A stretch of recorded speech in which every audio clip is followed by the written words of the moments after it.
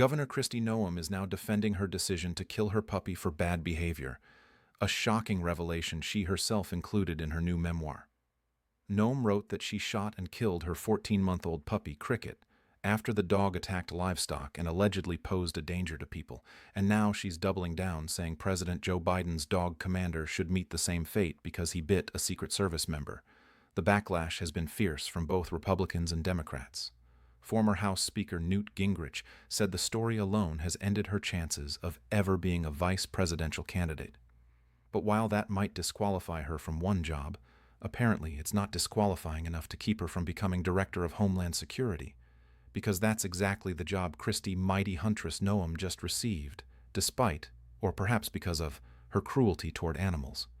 This is the same Kristi Noem who once said, "When you see those little children on their knees praying and begging the ICE agents not to take away their parents, I dare any Christian American not to feel brokenhearted." And yet today she was responding to Republican-proposed legislation targeting the supposed treatment of animals by immigrants, which quickly devolved into the absurd, with Republicans shouting, "They're eating the cats! They're eating the dogs!" That proposed legislation immediately set Democrats' tails wagging in response, and in brilliantly ruthless fashion. Their mockery of Noem became our featured video of the day. You absolutely have to see it. It's fantastic. Bill Murray once said, "I'm suspicious of people who don't like dogs, but I trust a dog when it doesn't like a person." And my dog Jagger agrees.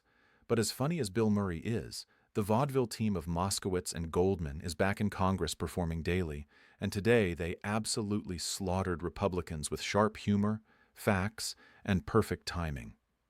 The featured clip begins with Representative Jared Moskowitz setting up a devastating takedown for Representative Dan Goldman. Moskowitz started by reminding everyone that Cricket wasn't just a dog. Cricket was a puppy. 14 months old, with a name and a life that ended in a gravel pit. Moskowitz offered a dramatic reading from Noem's own memoir, quoting her description of hating the dog, shooting it in a gravel pit after it acted up during a pheasant hunt, and then doing the unpleasant job of dragging the family goat to the same pit and failing to kill it with one shot.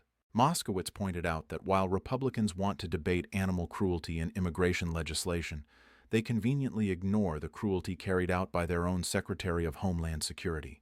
He closed by saying, "We should apply standards universally," and yielded to Representative Jamie Raskin. Raskin welcomed him back warmly, but the real punchline came from Dan Goldman, who delivered a comedic political knockout. Goldman mocked the GOP's proposed bill, sarcastically renaming it the Kristi Noem K-9 Relief Act of 2025.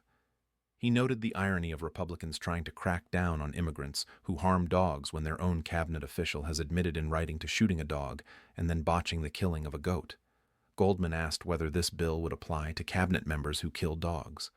And while acknowledging that deportation doesn't apply to U.S. citizens like Noem, he noted that the bill doesn't just target convicted offenders, it targets people merely accused of harming dogs.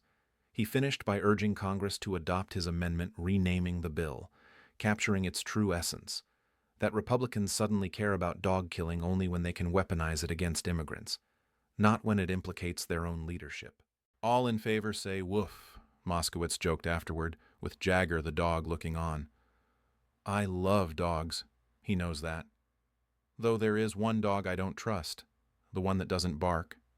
And yes, there is one dog whose theme song plays every single time I sit down to write for Occupy Democrats.